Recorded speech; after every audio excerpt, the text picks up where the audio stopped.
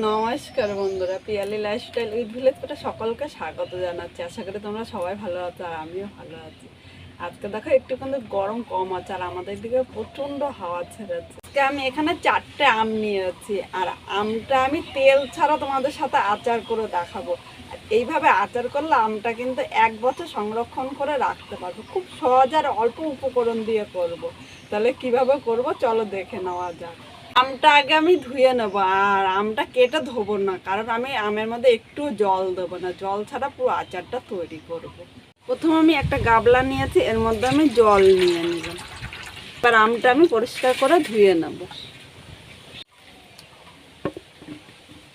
আমি আমগুলো এভাবে গামছা দিয়ে ভালো করে মুছে নেব, আমের মধ্যে যেন এক ফোঁটাও জল না থাকে। আজকে আমি যে পদ্ধতিতে আমের আচারটা তৈরি করছি, তোমরা যদি এইভাবে করো তাহলে কিন্তু 1 বছর রেখে দিতে পারবে। আমার ঠাকুমার হাতে তৈরি আমের আচার, ঠাকুমা তো আজকে নেই, কিন্তু সেই আচারের স্বাদটা কিন্তু এখনো মুখে লেগে আছে। এবার আমি আমের ছোকাটা ভালো করে ছাড়িয়ে নেব।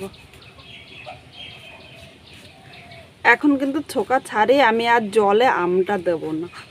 তবে সবকটা আম আগে আমি পরিষ্কার করে নিলাম, পুরো পরিষ্কার করে নিয়েছি। এবার আমটা আমি কেটে নেব। তোমরা আমটা তোমাদের ইচ্ছে মতো কেটে নিতে পারো, আমি এরকম ছোট ছোট করে করে নিলাম।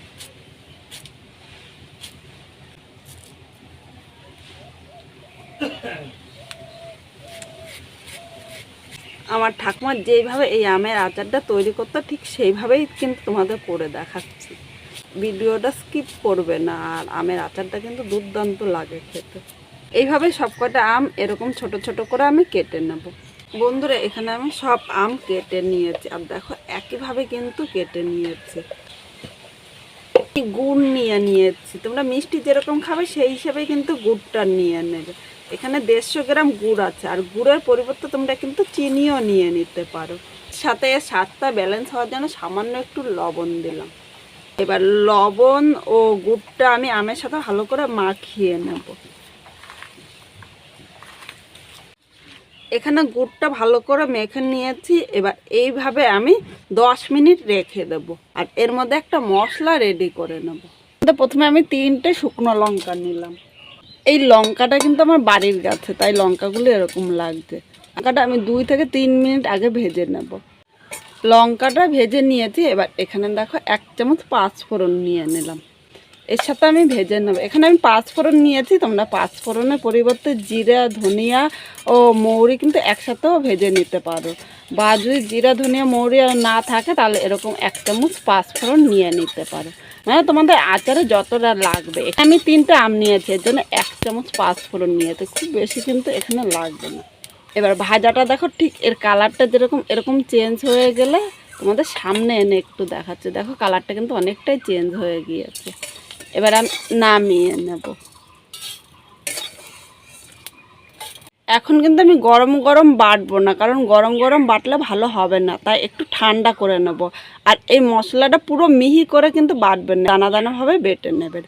গুড় দিয়ে আমটা মেখে রাখাতে দেখো আমের মধ্যে কতটা জল বেরিয়েছে। দেখেছো, এর জন্য বলেছি আমি আমের মধ্যে আলাদা করে জল দেবো না, জল ছাড়াই কিন্তু তোমরা এই আমটা রান্না করতে পারবে। এবার আমি কড়াইয়ের মধ্যে নিয়ে নিলাম। তোমরা কিন্তু এখনও জল দেবে না, জল ছাড়া এই আচারটা কিন্তু তৈরি করবে। আর এই সময় আগুনটা লো টু মিডিয়াম রাখবো, খুব বেশি কিন্তু দেব না। এবার আমি চাপা ঢাকা দিয়ে 2 থেকে 3 মিনিট মিডিয়াম আগুনে রান্না করে নেব। এর মধ্যে আমি মশলাটা বেটে নেব। খুব বেশি মিহি করব না, শুধু একটা মাত্র বাটা দেবো, আর একটা বাটা দিলেই কিন্তু হয়ে যাবে। বন্ধুরা, মশলাটা বেটে নিয়েছে, এবার একবার তোমাদের দেখাচ্ছি। দেখো পুরো কিন্তু আমি মিহি করে বাটিনি, এভাবে দানা দানা করে নেবে। এখন মশলাটা এক সাইডে রেখে দিলাম। 2 মিনিট পর ঢাকনিটা আমি তুলে নিলাম। এখানে দেখো আমটা কিন্তু একদম সেদ্ধ হয়ে গিয়েছে, এখন আর ঢাকা দেবো না। আর আমের কালারটা দেখো দারুণ এসেছে। এখানে কিন্তু আমি গুড় ছাড়া আর অন্য কিছু দিইনি, খুব সাধারণভাবে আমি এই আমের আচারটা করছি। এবার এখন আমি আরও 2 থেকে 3 মিনিট মিডিয়াম আগুনে জাল দিয়ে নেব, মানে এই গুড়টা একটু আঠালো ভাপ করে নিতে হবে। এখনও কিন্তু জল জল ভাপ রয়েছে। একটুখানি নেড়ে চেড়ে নিলাম, তাহলে উপর নিচে সমানভাবে হয়ে যাবে। এইভাবে আচারটা করে 1 বছর কিন্তু রেখে দিতে পারবে। যেহেতু এখানে জল ব্যবহার করিনি, তাই আচারটা কিন্তু খুব সহজে নষ্ট হবে না। বন্ধুরা, এখানে আচারটা কিন্তু হয়ে গিয়েছে। এবার তোমাদের গুড়টা একবার আমি দেখাচ্ছি। দেখো, এখানে গুড়টা একতারে শিরায় কিন্তু হয়ে গিয়েছে। দেখাচ্ছ? এই যে, এর থেকে বেশি আমি আর টানাবো না। এখানে যে ভাজা মশলাটা তৈরি করে রেখেছিলাম, পুরো মশলাটা আমি নিয়ে নেব। মশলাটা নেড়েচেড়ে একটু মিশিয়ে নেব। আজকে খুব সহজভাবে আমের এই ঝাল টক মিষ্টি আচারটা করলাম। তোমাদের যদি ভালো লাগে তাহলে একটা লাইক, শেয়ার ও কমেন্ট করো, সাবস্ক্রাইব করে আমার পাশে থেকো। নতুন কোনো বন্ধু যদি আমার এই ভিডিওটি দেখতে আসো, ভালো লাগলে একটা লাইক, শেয়ার ও কমেন্ট করো, সাবস্ক্রাইব করে আমার পাশে থেকো, যাতে নতুন নতুন ভিডিও আপলোড করলে সবার আগে নোটিফিকেশন আপনার কাছে পৌঁছিয়ে যায়। এখানে আমি মশলাটা দিয়ে আমের আচারটা কিন্তু নামিয়ে নিয়েছি। আচারটা হয়ে গিয়েছে, আর গরম গরম কিন্তু কোনো বয়মে ভরতে যাবেন না, তাহলে কিন্তু আচারটা নষ্ট হয়ে যাবে। আর আচারটা ঠান্ডা করে যে কোনো কাচের পাত্রের মধ্যে ভরে রাখবেন, তাহলে আচারটা কিন্তু রোদে দেওয়া ঝামেলা ছাড়া 1 বছর খুব ভালো থাকবে।